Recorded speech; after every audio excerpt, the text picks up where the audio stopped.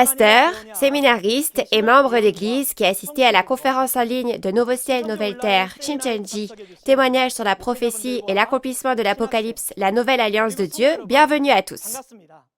Je suis Ki-Chol Hong et je serai votre présentateur aujourd'hui. Les prophéties de l'Apocalypse de Jean et la parole de la réalité de leur accomplissement, que vous devez absolument connaître si vous êtes un croyant, sont actuellement diffusées en direct dans le monde entier sur YouTube. La conférence en ligne de Nouveau Ciel, Nouvelle Terre, Shincheonji, qui explique clairement l'Apocalypse, qui était considéré comme difficile à comprendre jusqu'à maintenant, attire l'attention non seulement des croyants, mais aussi celle des pasteurs. Je crois que plus les personnes présentes ici entendent cette parole, plus elles expérimentent directement le fait que l'Apocalypse de Jean n'est pas un texte complexe et obscur, expliqué avec des commandements d'hommes, mais est parfaitement rationnel et peut être clairement compris à travers la Bible. J'espère que ce temps aujourd'hui sera un temps de grâce et d'amour pour donner à boire à nos esprits assoiffés de la parole de Dieu. Nous allons donc commencer par la prière. Nous allons prier avec le même cœur. Dieu le Père, envers qui nous sommes reconnaissants, nous vous remercions de nous avoir permis d'organiser la conférence en ligne de Nouveau Ciel, Nouvelle Terre, Shincheonji dans le monde entier aujourd'hui sur le témoignage de la prophétie et de l'accomplissement de l'Apocalypse, la nouvelle alliance de Dieu. Et nous vous rendons gloire de la grâce que vous nous avez fait d'être avec nous. Comme vous l'avez prophétisé dans Apocalypse 22:16, le pasteur promis, le président de Nouveau Ciel, Nouvelle Terre, Shincheonji et les 12 chefs de tribu qui ont appris du président, envoyé par Jésus du Nouveau Testament aux églises, témoigne clairement des prophéties de tous les chapitres de l'Apocalypse et de la parole de la réalité accomplie. La dernière fois, nous avons appris la parole d'Apocalypse 6 et aujourd'hui, nous apprendrons la parole d'Apocalypse 7 par l'intermédiaire du chef de la tribu de Jean. Que ce soit un rassemblement qui ne rende gloire qu'à Dieu, en étant avec Dieu. Veuillez être avec le chef de la tribu de Jean, qui est en charge de donner la parole, afin que la parole du secret du royaume des cieux dans Apocalypse 7 puisse être clairement témoignée par la puissance du Saint-Esprit et en donnant une grâce et un amour infini à tous les pasteurs, séminaristes et à tous les fidèles présents. Faites-en un temps précieux pour que nous puissions réaliser et recevoir la grâce. Que ce soit un moment béni pour rendre gloire à Dieu seul en étant rempli du Saint-Esprit et de la parole. Nous avons prié au nom de Jésus. Amen.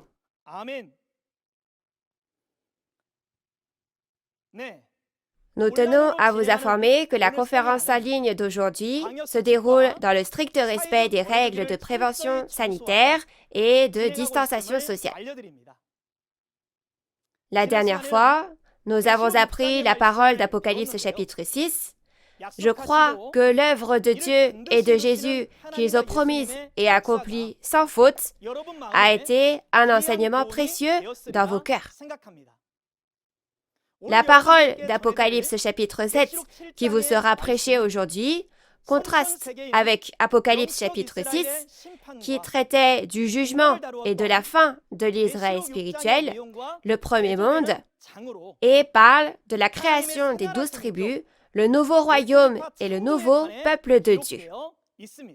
Vous verrez le contenu à propos des 144 000 des 12 tribus, à propos desquels vous étiez si curieux. Qui sont les 144 000 des 12 nouvelles tribus créées en scellant du sceau de Dieu? Qu'est-ce que le sceau de Dieu? Et qu'est-ce que la grande multitude en blanc que personne ne peut compter?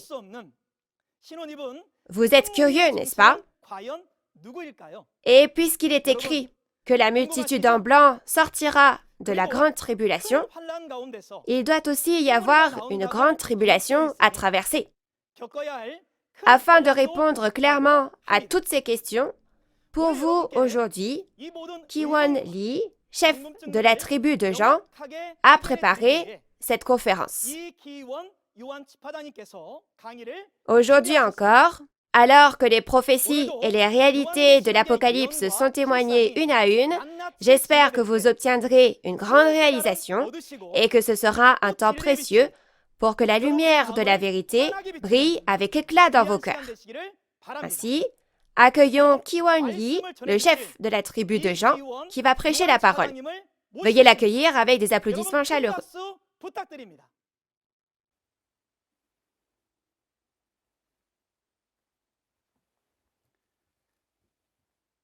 Bonjour, je suis Ki-won Lee, établi au nom de Jean, et aujourd'hui, je vais enseigner Apocalypse 7 à la suite de ce que nous avons vu la dernière fois.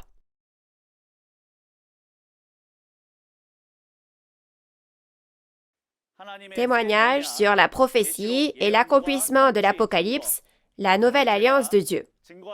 La parole dont je témoignerai aujourd'hui sera le contenu du chapitre 7 de l'Apocalypse. Quand on regarde le titre du chapitre 7 de l'Apocalypse, ce serait les 12 tribus de la nouvelle Israël spirituelle nouvellement créée. Si vous regardez le titre, il est écrit « nouvellement créé », n'est-ce pas? Cela a le sens de créer à nouveau. Parce que quelque chose qui a été créé auparavant n'était pas bon. Ainsi, aujourd'hui, Dieu crée à nouveau le royaume et le peuple de Dieu, et ce sont les 12 tribus de la nouvelle Israël spirituelle mentionnées dans Apocalypse 7 aujourd'hui. Donc, si le dessein de Dieu dans les 66 livres de la Bible et dans l'Apocalypse pouvait être résumé en un mot, ce serait la création d'un nouveau royaume et d'un nouveau peuple, les 12 tribus. Ça, c'est le but final de Dieu. Je vais vous parler du déroulement du contenu d'Apocalypse 7. Tout d'abord, dans Apocalypse 6, le soleil, la lune et les étoiles ont été jugés. Je sais que vous l'avez bien appris la dernière fois à travers le chef de la tribu de Thomas. Donc, malheureusement, le tabernacle de Dieu, le temple du tabernacle et ses fidèles ont mangé les viandes sacrifiées aux idoles, données par les Nicolaïtes, et ont commis l'impudicité et sont devenus un avec le pasteur de Satan. Et au final, ils sont devenus la propriété de Satan et se sont cachés dans les cavernes, les montagnes et les rochers des païens. À cause de cela, le temple du tabernacle de Dieu et ses fidèles ont été jugés et détruits. Résultat, ce n'était pas seulement la fin d'une église, mais la fin d'une ère. Le royaume et le peuple de Dieu ont maintenant donc disparu. C'est pourquoi Dieu doit à nouveau créer le royaume et le peuple de Dieu. Et c'est ce que nous verrons dans le chapitre 7 aujourd'hui. Dans ces 12 tribus, ce nouveau royaume et ce nouveau peuple, d'abord, les 144 000 scellés sont créés. Et si vous regardez dans Apocalypse 7, versets 9 à 14, vous verrez une multitude vêtue de vêtements blancs que personne ne pouvait compter. Ces personnes, au temps de la fin, sont les enfants de Dieu qui sont choisis, le peuple de Dieu. Alors maintenant, lisons ensemble Apocalypse 7, versets 1 à 4, et je vais vous parler de ce contenu. Nous allons lire.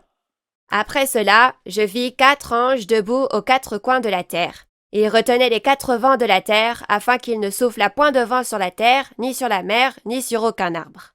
Et je vis un autre ange, qui montait du côté du soleil levant, et qui tenait le sceau du Dieu vivant. Il cria d'une voix forte aux 4 anges à qui il avait été donné de faire du mal à la terre et à la mer, et il dit, « Ne faites point de mal à la terre, ni à la mer, ni aux arbres, jusqu'à ce que nous ayons marqué du sceau le front des serviteurs de notre Dieu. » Et j'entendis le nombre de ceux qui avaient été marqués du sceau, 144 000 de toutes les tribus des fils d'Israël. Vous avez bien lu? Le premier mot qui apparaît dans Apocalypse 7, verset 1, c'est « après cela ». Donc, c'est ce qui permet de montrer ce qui précède et ce qui suit un événement. Ce que nous appelons cela, c'était l'événement d'Apocalypse chapitre 6. Comme je l'ai dit au début, le soleil, la lune et les étoiles ont été jugés et ont disparu. Le peuple de Dieu, appelé le premier ciel et la première terre, a disparu, n'est-ce pas? Ces événements sont l'accomplissement des paroles de Matthieu 8, verset 12. Les fils du royaume seront jetés dans les ténèbres du dehors, où il y aura des pleurs et des grincements de dents. Donc, après les événements d'Apocalypse 6, nous arrivons à Apocalypse 7, et si nous regardons les versets 1 à 8, les 144 000 des 12 tribus sont scellés et ce contenu est l'événement qui accomplit le contenu de Matthieu 8, verset 11, qui dit « Plusieurs viendront de l'Orient et de l'Occident et s'assieront dans le royaume des cieux. » Ensuite, il est écrit « Après cela, je vis 4 anges debout aux 4 coins de la terre, et ils retenaient les 4 vents de la terre, afin qu'il ne souffle point de vent sur la terre, ni sur la mer, ni sur aucun arbre. » Alors les 4 anges ici sont les archanges. Et les 4 vents de la terre que les archanges retiennent font référence aux nombreux anges appartenant à ces archanges. Ainsi, tout comme dans la vie de tous les jours, au sein d'un groupe, la personne qui est à la tête est appelée le chef de telle ou telle chose. De la même façon, il y a aussi cette organisation entre les anges dans le ciel. Donc les anges sont répartis en 4 groupes et les chefs de ces groupes sont appelés les archanges. Ainsi, ces archanges retiennent les anges qui sont appelés les 4 vents de la terre afin qu'il ne souffle point de vent sur la terre, ni sur la mer, ni sur aucun arbre. Cette terre fait référence au temple du tabernacle et la mer fait référence au monde et les arbres font référence à diverses dénominations. Ainsi, il est écrit qu'ils empêchent les vents de souffler. Pourquoi? Quand on regarde la raison au verset 3, c'est écrit « Ne faites point de mal à la terre, ni à la mer, ni aux arbres, jusqu'à ce que nous ayons marqué du sceau le front des serviteurs de notre Dieu. » Donc c'était en raison de cette parole. Donc cela veut dire que la raison pour laquelle les 4 anges retenaient les 4 vents de la terre était pour sceller les 144 000 serviteurs de Dieu. Donc, jusqu'à ce qu'ils soient scellés, le vent est retenu et le jugement est suspendu, et après qu'ils sont scellés, le vent et le jugement reprennent, n'est-ce pas? C'est pourquoi il y a une tempête au chapitre 6, n'est-ce pas? On a jugé à travers les anges, et maintenant, le jugement a cessé, n'est-ce pas? On scelle les 144 000 et après le scellage, le vent et le jugement reprennent. C'est ce que cela signifie. Donc maintenant, le vent est retenu. Alors ensuite, il est écrit « Un autre ange qui montait du côté du soleil levant et qui tenait le sceau du Dieu vivant. » Donc c'est l'une des choses les plus importantes dans ce que vous allez apprendre aujourd'hui. Le sceau de Dieu. Alors, qu'est-ce que ça veut dire? Le sceau dont on parle ici n'est pas le sceau dans le sens de récipient, mais est le sceau dans le sens de cachet. Donc, le cachet. Si nous y pensons, sur un sceau est écrit le nom du propriétaire du sceau. Et si on appose son sceau quelque part, cela montre que c'est notre possession. Alors, si c'est le sceau de Dieu, le nom de Dieu doit y être écrit, n'est-ce pas? Alors, quel est le nom de Dieu? Oui, c'est d'abord Jéhovah. Donc, si vous regardez dans Jean 1, verset 1, il est écrit « La parole, c'est Dieu ». Ainsi, la parole de Dieu est écrite sur le sceau de Dieu. Et la personne qui reçoit la parole sera donc aussi dans la position de sceau de Dieu. Donc si vous regardez Agée 2, verset 23, il est écrit « Je ferai de Zorobabel un sceau de Dieu ». Mais ces paroles se sont en fait accomplies à travers Jésus. C'est pourquoi il y a une expression de Jésus disant « Je suis celui qui est scellé par Dieu le Père ». Donc, le sceau de Dieu, pour résumer, c'est la parole de Dieu et le pasteur qui a reçu la parole. Alors, Que signifie marquer le front du sceau de Dieu? C'est écrire la parole de Dieu dans l'esprit et dans le cœur de la personne. Donc si l'on compare cela à un sceau, cela signifie apposer un sceau sur quelqu'un. Donc c'est graver quelque chose sur cette personne, n'est-ce pas? C'est donc graver la parole de Dieu dans l'esprit et le cœur, l'y écrire. C'est ce que signifie le fait de sceller. Alors, voyons maintenant ce que signifie être scellé du sceau de Dieu. Reconnaître la parole de Dieu et écrire la parole de Dieu dans mon esprit et dans mon cœur, c'est le sens de « je suis scellé ». Ainsi, comme vous pouvez le voir, il y a le sceau de Dieu et le sceau de Dieu, le fait d'écrire cette parole dans l'esprit et dans le cœur, c'est le sens d'être scellé. Donc, je vous enseigne maintenant la parole de cet apocalypse de Dieu. Alors, si vous regardez cela en vous basant sur ce que nous venons d'apprendre, je suis en fait en train de sceller. Et si vous, qui écoutez, reconnaissez cette parole et l'acceptez, vous êtes dans la position d'être scellé. Vous comprenez? Ce n'est pas difficile. Alors, un ange, ensuite, apportant le sceau de Dieu, est venu du côté du soleil levant et a dit « Jusqu'à ce que nous ayons marqué du sceau le front des serviteurs de notre Dieu. » Alors, là où le soleil se lève ici, le soleil représente Dieu. Dans Psaume 84, verset 12, ainsi, l'endroit où le soleil se lève indique le lieu où l'œuvre de Dieu a lieu, le lieu de l'accomplissement de l'Apocalypse.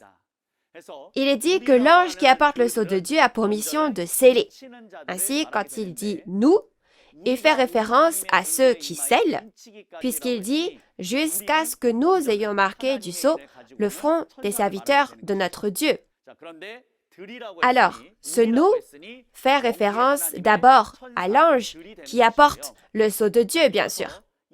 Mais puisqu'il dit au pluriel « nous », il parle des anges de Dieu dans le monde spirituel. Alors, qui marque du sceau sur cette terre?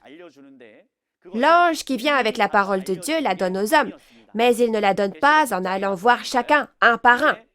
Quand on regarde le chapitre 10 de l'Apocalypse, il y a un ange qui apporte la parole révélée de Dieu et de Jésus. L'ange apporte ce livre à une personne d'Apocalypse 10 et le lui fait manger. Celui qui a reçu et mangé le livre a pu réaliser pleinement ces paroles, n'est-ce pas? Alors, les anges viennent-ils enseigner la Bible et la dire à tout le monde? Non, ce n'est pas le cas. Dans la Bible, il y a le schéma montrant que cette parole n'est donnée qu'à une seule personne. Il faut donc que cela s'accomplisse selon cette parole, n'est-ce pas? Ainsi, le pasteur qui a mangé le livre ouvert dans Apocalypse 10 est apparu, et la réalité de ce pasteur est le président de Nouveau Ciel, Nouvelle Terre, Shincheonji, Man Hee Lee, aujourd'hui. Ainsi, aujourd'hui, Nouveau Jean, le pasteur promis, le président de Nouveau Ciel, Nouvelle Terre, Shincheonji, reçoit et mange cette parole et scelle et enseigne les 12 chefs de tribu avec cette parole et leur donne à chacun d'entre eux la mission de sceller 12 000 personnes par tribu. Ainsi, le « nous » ici fait référence tout d'abord aux anges de Dieu dans le monde spirituel, le pasteur qui a reçu et mangé le livre ouvert, et les 12 chefs de tribu de Nouveau Ciel, Nouvelle Terre, Shincheonji, qui ont été scellés par le pasteur qui a reçu et mangé le livre. Ils en sont la réalité. Alors ensuite, s'il y a le sceau de Dieu, à l'inverse, il y a aussi le sceau, le cachet de Satan. Donc, quand vous recevez le sceau de Dieu, vous appartenez à Dieu, mais à l'inverse, si vous recevez le sceau de Satan, vous devenez la propriété de Satan. C'est pourquoi il ne faut absolument pas recevoir le sceau de Satan. Alors, plutôt que l'expression « sceau de Satan », le sceau de Satan est décrit comme la marque de Satan dans Apocalypse 13. La parole de Dieu est inscrite sur le sceau de Dieu, mais les paroles de Satan, c'est-à-dire le mensonge, la fausse vérité, sont inscrites sur le sceau de Satan, bien sûr. Si nous regardons dans le chapitre 13 de l'Apocalypse, la fausse vérité a été présentée sous la forme du 666. Alors vous apprendrez cela en détail avec le chef de tribu qui donnera la conférence sur cette parole d'Apocalypse 13. Et dans tous les cas, n'oubliez jamais que nous ne devons jamais recevoir la marque de Satan, la fausse vérité de Satan, sinon on devient la possession du diable. Ne dites pas Amen à n'importe quelle parole, mais j'espère que vous pourrez être scellés avec la parole de vérité. Alors le sceau de qui devrions-nous recevoir? Bien sûr, le sceau de Dieu. La marque de Satan, le cachet de Satan, en un mot, c'est le 666.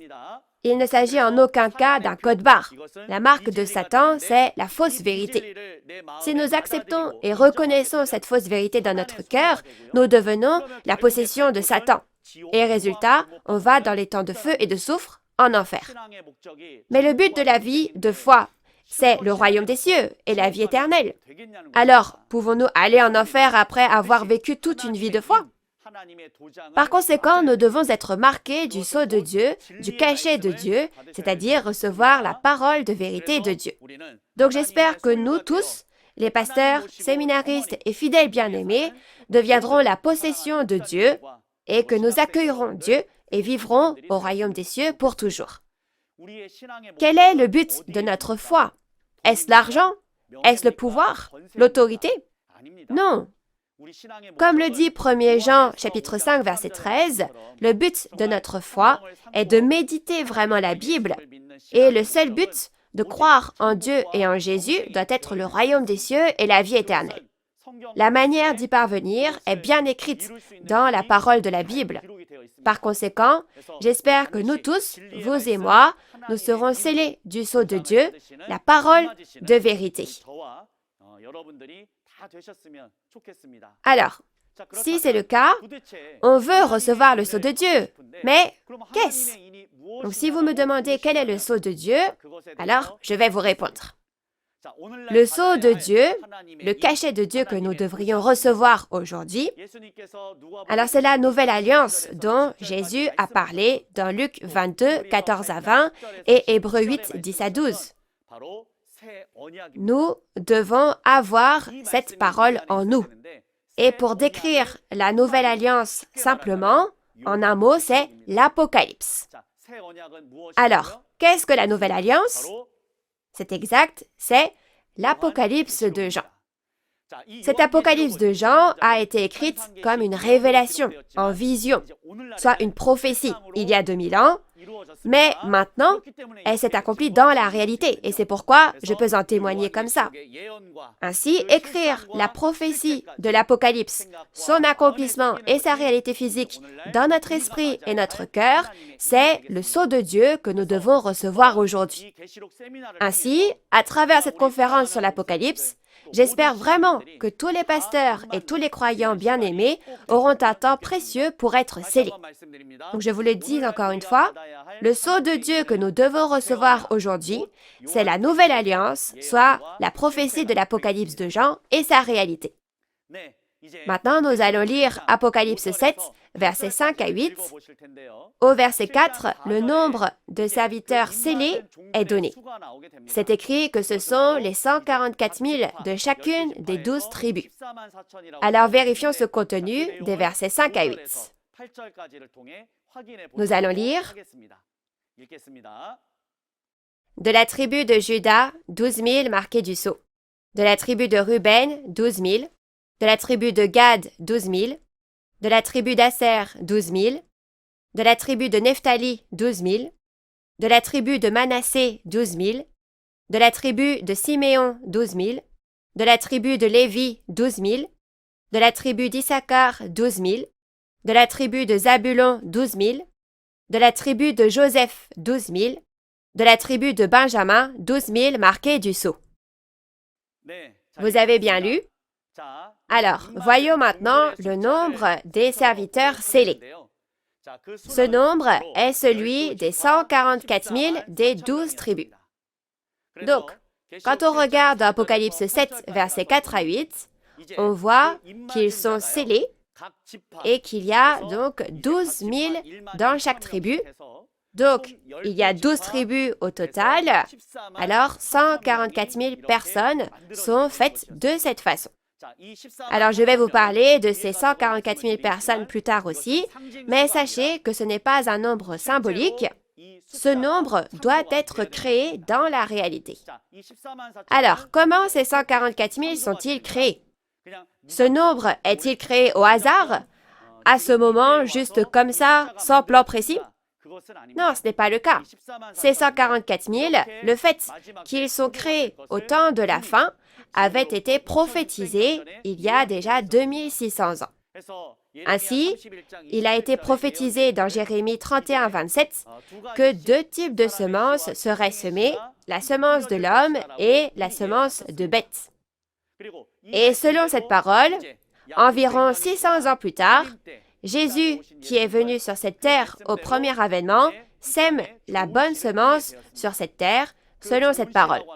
Cette bonne semence, c'est la semence de Dieu.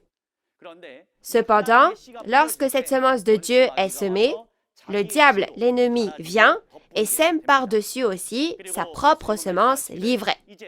Et Jésus dit que puisque la bonne semence, la semence de Dieu, a été semée, cette semence grandira et deviendra du bon grain plus tard. Et le grain est moissonné et mis dans le grenier, la grange, et Jésus a prophétisé que cette grange serait le royaume des cieux où Dieu et Jésus demeurent, puis il est parti. Ainsi, la semence de Dieu a été semée sur la terre, et la semence du diable aussi a été semée. Luc 8, 11 dit que la semence est la parole de Dieu. Donc, la semence que Jésus a semée ne parlait pas d'une sorte d'agriculture physique. Ce n'est pas une semence que l'agriculteur sème, mais la semence de la parole de Dieu. La parole de Dieu. Alors maintenant, 2000 ans se sont écoulés depuis que la semence de Dieu a été semée. Alors bien sûr, maintenant, les grains sont suffisamment mûrs si on regarde du point de vue du temps de l'agriculture spirituelle. Donc si vous regardez Apocalypse 14, 14 à 16, il est dit « Maintenant le grain est mûr et l'ange moissonne avec cette seule faucille. » Donc si vous regardez dans Apocalypse 14, la Bible dit « Les premiers fruits mûrs moissonnés sont les 144 000. » Alors maintenant, les 144 000 grains mûrs, les premiers fruits, ont été produits. Et dans Jacques 1, verset 18, il est dit « Ils sont nés de la parole de vérité. » Alors, nous moissonnons aujourd'hui. Donc, les 144 000 moissonnés sont scellés dans Apocalypse 7. Et en gravant encore et encore les paroles de l'accomplissement physique de l'Apocalypse, les 144 000 qui sont nés de la parole de vérité ont été créés. Et donc maintenant, enfin, les 144 000, les fils de Dieu, les premiers fruits, ont été moissonnés et scellés selon la volonté de Dieu. Alors, qui sont ces 144 000 personnes? Alors, on moissonne et on scelle. Et les 144 000 sont créés. Donc, ils sont ceux qui ont reçu le sceau de Dieu avec la nouvelle alliance, l'Apocalypse. La loi de Dieu, mentionnée dans Hébreux chapitre 8, qui dit de graver la loi de Dieu dans son esprit et dans son cœur, c'est graver la parole de l'Apocalypse dans ses pensées et dans son cœur, bien sûr. Alors, puisque c'est gravé, bien sûr, vous pouvez l'enseigner à quelqu'un. Ainsi, ils doivent accomplir la mission de pasteur de la nouvelle Israël spirituelle au sein de la nouvelle nation de Dieu. De plus, comme le disent les paroles d'Apocalypse 22, ce sont les serviteurs de Dieu qui régneront donc comme des rois, c'est-à-dire qui rempliront la mission de prêtre, de pasteur au siècle des siècles. Ainsi, ces 144 000 remplissent la mission de prêtre qui enseigne la parole dans le royaume de Dieu. Donc j'espère que vous vous souviendrez bien de ce point-là. Ce sont vraiment des personnes bénies, n'est-ce pas? Cela a été prophétisé il y a 2500 ans et en réalité aujourd'hui, ils sont devenus les fils de Dieu qui sont nés de la semence de Dieu. Ils sont donc le peuple qui reçoit les plus grandes bénédictions. Alors, ceux qui sont scellés. Comment donc savoir si on est scellé ou non? juste en disant « Ah, je suis scellé », est-on scellé pour autant? Par exemple, comment savons-nous à l'école si un élève connaît la réponse à un problème de maths? Ou, pour utiliser les termes d'aujourd'hui, s'il l'a écrit dans son esprit et dans son cœur. S'il dit « Ah oui, je sais bien », alors est-ce que c'est bon? Est-ce qu'il sait? Non, n'est-ce pas? Bien sûr, on passe un examen. Alors, seulement, les vraies capacités de la personne seront révélées, n'est-ce pas? Donc, aujourd'hui, à Nouveau-Ciel, Nouvelle Terre, Shincheonji, il y a l'accomplissement physique de ces choses à travers les examens pour voir si oui ou non, nous avons vraiment écrit la Nouvelle Alliance, l'Apocalypse, cette parole, dans notre esprit et dans notre cœur. Ainsi, les 12 tribus de Shincheonji ont passé un examen pour accomplir la Nouvelle Alliance, comme ceci, et la photo que vous voyez montre les membres d'une certaine tribu ou d'une certaine église portant des vêtements blancs et agenouillés devant le trône de Dieu et passant un examen sur la parole de l'Apocalypse. Par conséquent, j'espère que tous ceux d'entre nous qui écoutent verront bien que dans le monde entier, cet accomplissement physique et cette réalité sont apparus de cette manière uniquement dans les 12 tribus de Shincheonji. Alors ensuite, si vous regardez dans Apocalypse 7, versets 5 à 8, que nous venons de lire, vous verrez qu'il y a 12 tribus. Quand on regarde les noms des 12 tribus, ce sont les noms des 12 fils d'Israël qui sont écrits. Alors, les noms de ces tribus seront-ils utilisés tels quels aujourd'hui ou contiennent-ils une autre volonté profonde de Dieu? Alors, je vais vous parler de ces choses.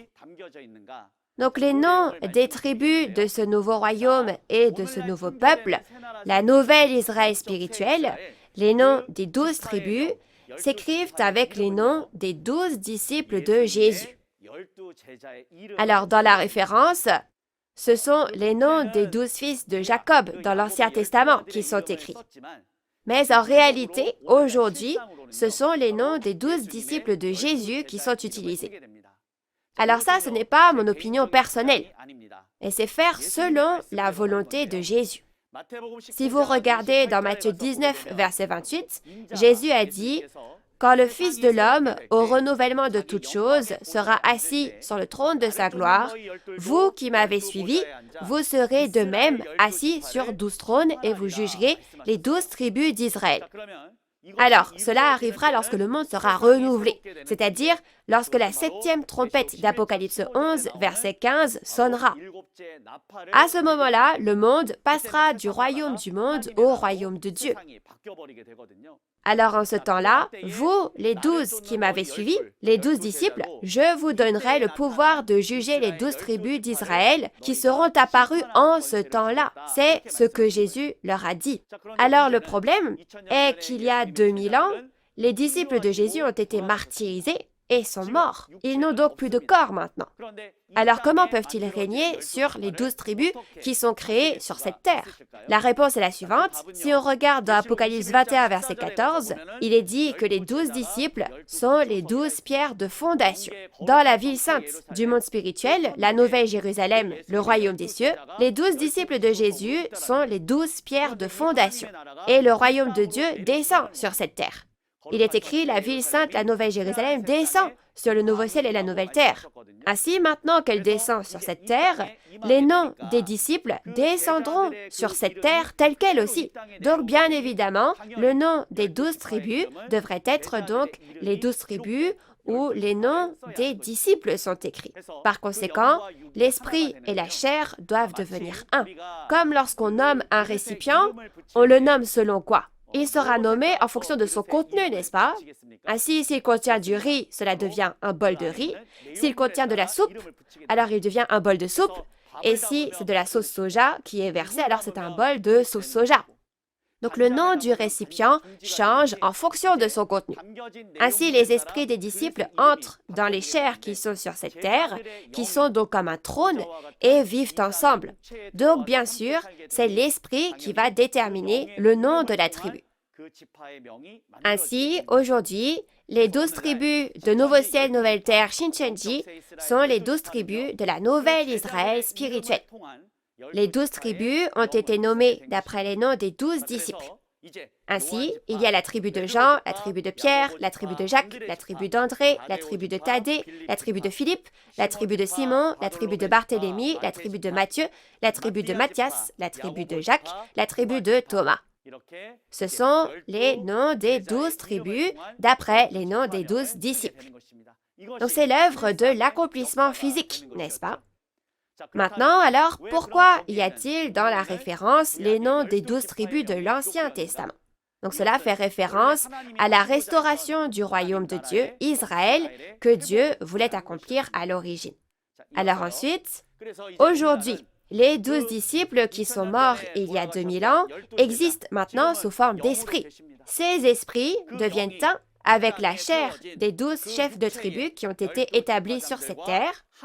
L'esprit et le corps deviennent un, et sur cette terre, ensemble, ils gouvernent les 12 tribus de la nouvelle Israël spirituelle, les 12 tribus de Nouvelle Nouvelle Terre Shincheonji. Ils règnent et ils jugent.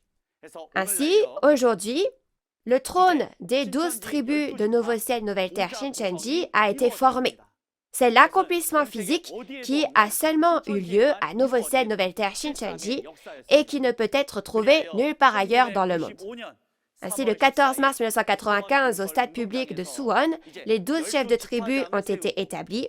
Et en établissant les 12 chefs de tribu comme ça, il y a réellement eu cette organisation du trône. Alors, je veux que vous sachiez que c'est une réalité qui n'existe qu'à Nouvelle Nouvelle Terre Shincheonji et qui ne peut être trouvée nulle part ailleurs dans le monde. Maintenant, nous allons lire Apocalypse 7, versets 9 à 14. Après cela, je regardais, et voici, il y avait une grande foule que personne ne pouvait compter, de toute nation, de toute tribu, de tout peuple et de toute langue. Ils se tenaient devant le trône et devant l'agneau, revêtus de robes blanches et des palmes dans leurs mains. Et ils criaient d'une voix forte en disant, « Le salut est à notre Dieu qui est assis sur le trône et à l'agneau. » Et tous les anges se tenaient autour du trône et des vieillards et des 4 êtres vivants, et ils se prosternèrent sur leurs faces devant le trône, et ils adorèrent Dieu, en disant « Amen, la louange, la gloire, la sagesse, l'action de grâce, l'honneur, la puissance et la force soient à notre Dieu au siècle des siècles. Amen. » Et l'un des vieillards prit la parole et me dit « Ceux qui sont revêtus de robes blanches, qui sont-ils, et d'où sont-ils venus? » Je lui dis « Mon Seigneur, tu le sais. » Et il me dit « Ce sont ceux qui viennent de la grande tribulation. Ils ont lavé leurs robes, et ils les ont blanchies dans le sang de l'agneau. » Vous avez bien lu?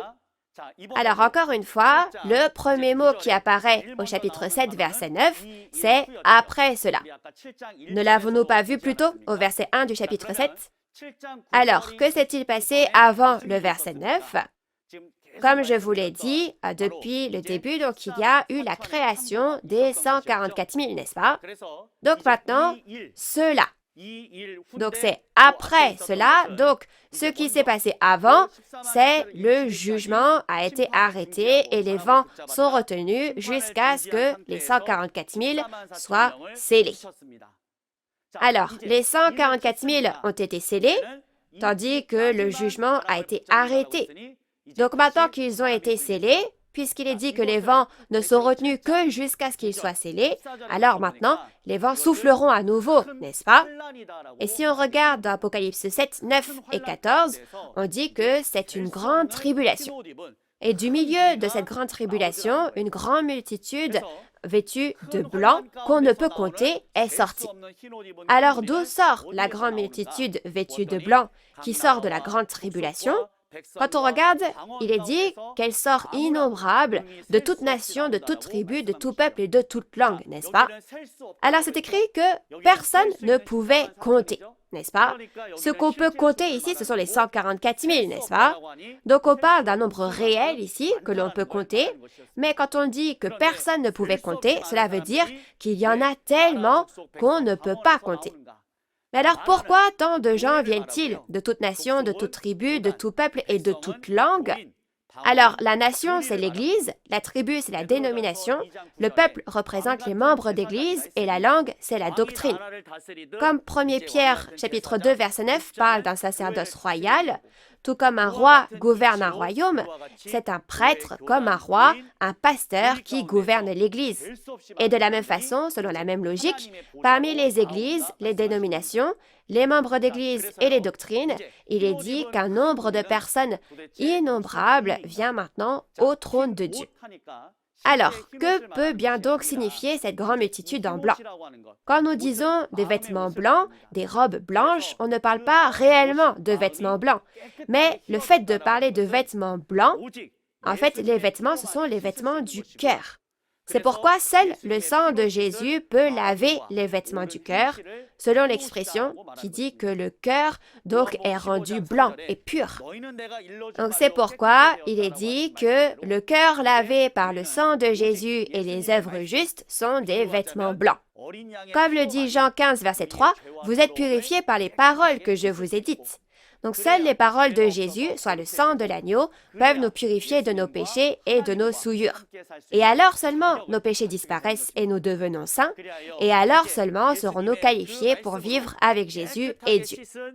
Ainsi, ces innombrables personnes qui ont été purifiées par les paroles de Jésus viennent devant le trône de Dieu et de l'agneau avec des palmes dans leurs mains. Donc cette parole s'accomplira, n'est-ce pas? Donc si on regarde quel genre de personnes sont cette grande multitude en blanc, de chacune de ces dénominations appelées nations, tribus, peuples et langues, ce sont les personnes qui comprennent la parole de Dieu et sortent donc de chaque dénomination. Donc de chaque dénomination. Ils sortent de chaque dénomination en disant « Ah, vraiment, maintenant, ces paroles de Jésus sont vraies. » Alors, ils viennent à la nouvelle Israël spirituelle. Après avoir entendu les paroles des 12 tribus, ils se disent « Ah, cette parole est vraie !» Et finalement, ils sortent de chaque dénomination et viennent à la nouvelle Israël spirituelle. Donc cette multitude en blanc, ce ne sont pas les pasteurs. Elle fait référence donc au peuple et aux fidèles. Ainsi, les 144 000 se référaient aux pasteurs, puisque ce sont ceux qui sont scellés, et la multitude en blanc, elle, afflue en nombre incalculable plus tard, lors de la grande tribulation, c'est-à-dire après cela. Après avoir entendu la parole révélée de Nouveau Ciel, Nouvelle Terre, Shincheonji, les 12 tribus de la nouvelle Israël spirituelle, ces personnes ont réalisé « Ah, ces paroles sont vraies !» Et elles affluent, mais en tant que peuple, en tant que fidèles. Donc, veuillez bien faire la différence entre les deux concernant cette partie-là. Et alors, où est devant le trône de Dieu et de l'agneau, où se rassemble donc l'innombrable multitude vêtue de blanc? Quand on regarde dans la Bible, il y a la réponse. Quand on regarde au chapitre 14 de l'Apocalypse, il est écrit « Je regardais et voici, l'agneau se tenait sur la montagne de Sion et avec lui 144 000 personnes. » Alors, Jésus se tient sur le mont Sion, n'est-ce pas? Mais avec lui, il y a 144 000 personnes. Cependant, puisque les 144 000 constituent les 12 tribus d'Apocalypse 7, que nous venons d'apprendre, au final, où se trouve ce devant le trône de Dieu et de l'agneau, où se rassemble la multitude en blanc, on peut donc savoir que c'est l'endroit où il y a les 12 tribus, n'est-ce pas?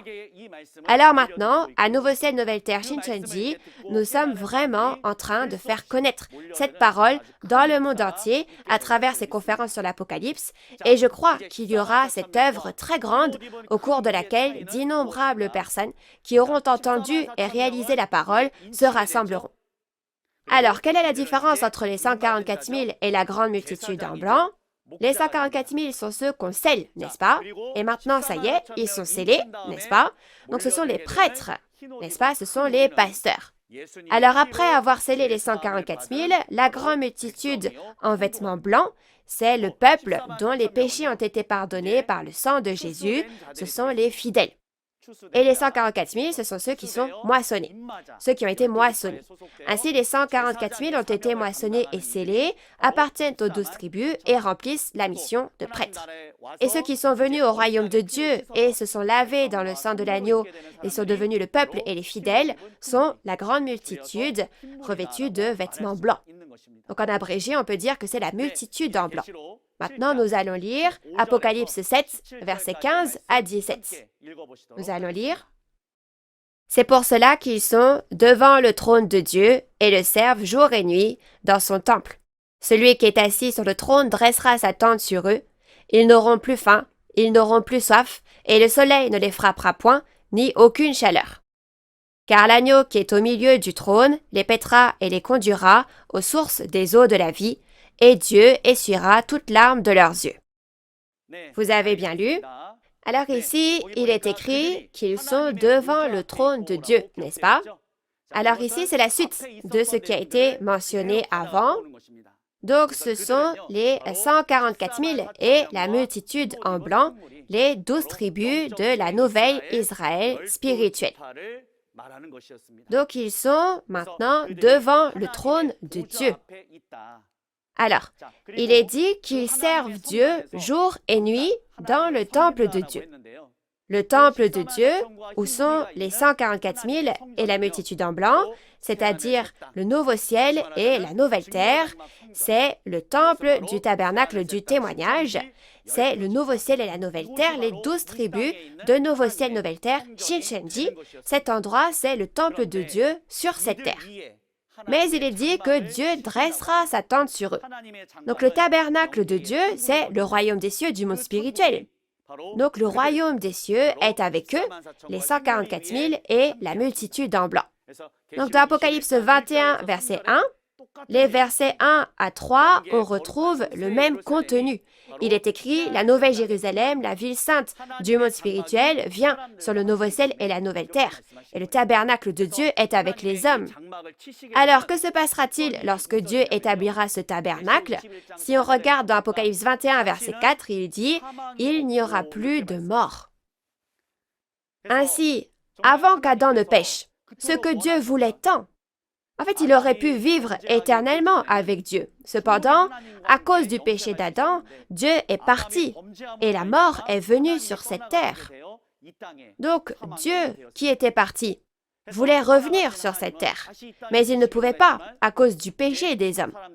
Mais maintenant, tous les plans de Dieu ont été accomplis et comme Dieu revient enfin aujourd'hui, l'œuvre de restauration de toutes choses aussi s'accomplit.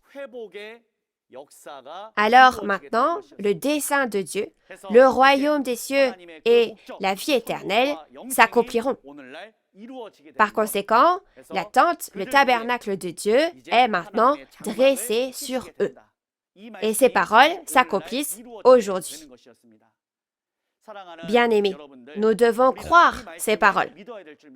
Jésus, qui est venu sur cette terre il y a 2000 ans, a également annoncé la vie éternelle. Préférez-vous vivre ou préférez-vous mourir? L'espoir de tout le monde est de ne pas mourir, et c'est aussi la volonté de Dieu. Ainsi, clairement, dans la Bible, Dieu et Jésus ont prophétisé cette parole, qu'il n'y aura plus de mort, et ils accomplissent forcément selon ces paroles. Donc j'espère que vous croirez en ces paroles. Ensuite, il a dit, maintenant, l'agneau est notre berger, et donc maintenant l'agneau nous conduit aux sources des eaux de la vie. Alors, l'eau de la vie signifie donc la parole de vie qui donne la vie éternelle. Alors, cette parole de l'eau de la vie, bien sûr, l'eau doit avoir une source d'où elle sort, n'est-ce pas? C'est-à-dire qu'il doit y avoir une source d'eau de la vie. Et c'est le trône de Dieu et de l'agneau, Jésus, qui est cette source. C'est la fontaine d'où sort la parole de vie. Donc, dans ce cas, le pasteur qui est avec Dieu et Jésus est aussi la source de la parole, donc comme une fontaine sur cette terre. Ainsi, le pasteur qui prêche la parole de vie, celui qui vint aujourd'hui, devient la réalité de la source d'eau de la vie, n'est-ce pas? Ainsi, Jésus nous conduit à la source de l'eau de la vie et de plus, ceux qui ont reçu la parole de l'eau de la vie maintenant, le soleil ne les frappera point, ni aucune chaleur. Ils ne reçoivent jamais donc la marque de la fausse vérité du diable. Ils ne sont pas trompés par les paroles du diable et ils vont au royaume des cieux en gardant les paroles de Dieu et de Jésus jusqu'à la fin. Donc c'est ce que dit cette parole. Donc de cette façon, nous avons vu le contenu d'Apocalypse chapitre 7. Et maintenant, laissez-moi vous donner la conclusion. Alors, il n'y a que les 12 tribus de la nouvelle Israël spirituelle qui sont le peuple promis dans la Bible, ceux qui appartiennent à Dieu, le peuple de Dieu promis dans la Bible. Ce n'est pas ma parole, mais le contenu du chapitre 7 de l'Apocalypse que nous avons appris aujourd'hui. Par conséquent, si on ne fait pas partie des 144 000 de la nouvelle Israël spirituelle et de la multitude en blanc, on devient des personnes qui n'ont absolument rien à voir avec Dieu. Alors, bien-aimés, j'espère vraiment que nous appartiendrons aux 12 tribus de la nouvelle Israël spirituelle et le peuple céleste, le peuple du ciel, de Dieu, qui sera sauvé et reconnu par Dieu. La foi, c'est le chemin qui suit la Bible. Ce n'est pas en faisant les choses automatiquement, comme je veux, que le Seigneur comprendra mon cœur. Ce n'est pas le cas. Dans Matthieu 7, Jésus a dit, « Ceux qui me disent Seigneur, Seigneur, n'entreront pas tous dans le royaume des cieux, mais celui-là seul qui fait la volonté de mon Père qui est dans les cieux. » Donc, telle est la volonté de notre Dieu, la volonté de Jésus. Aujourd'hui, j'espère que nous pourrons tous comprendre pleinement les paroles de l'Apocalypse afin de pouvoir tous aller au royaume des cieux et vivre avec Dieu pour toujours. Alors, dans l'Apocalypse, il est dit que la multitude en blanc, ce sont ceux qui ont lavé leurs robes et les ont blanchis dans le sang de l'agneau. Et la Bible dit aussi, les 144 000 prêtres sont le royaume et les prêtres achetés par le sang de Jésus. C'est pourquoi le sang de Jésus nous est absolument nécessaire. Mais qu'est-ce que le sang de Jésus? Il faut savoir, n'est-ce pas? Le sang de Jésus, c'est la parole révélée. Alors aujourd'hui, ces paroles qui témoignent de la réalité de l'accomplissement de l'Apocalypse sont le sang de Jésus que nous devons manger et avec lequel nous devons nous laver. Alors, ce sang de Jésus entre en moi et par l'effet de ce sang, mes péchés disparaissent et je suis qualifié pour vivre avec Dieu. Donc aujourd'hui, j'espère qu'à travers cette parole révélée, le sang de Jésus, nous pourrons tous être pardonnés de nos péchés et devenir tous les enfants de Dieu. Chers pasteurs et séminaristes et les nombreux fidèles, depuis combien de temps attendons-nous le second avènement de Jésus? Et depuis combien de temps attendons-nous que la nouvelle alliance de Jésus s'accomplisse? C'est pourquoi, aujourd'hui, je vous témoigne ces paroles qui se sont accomplies.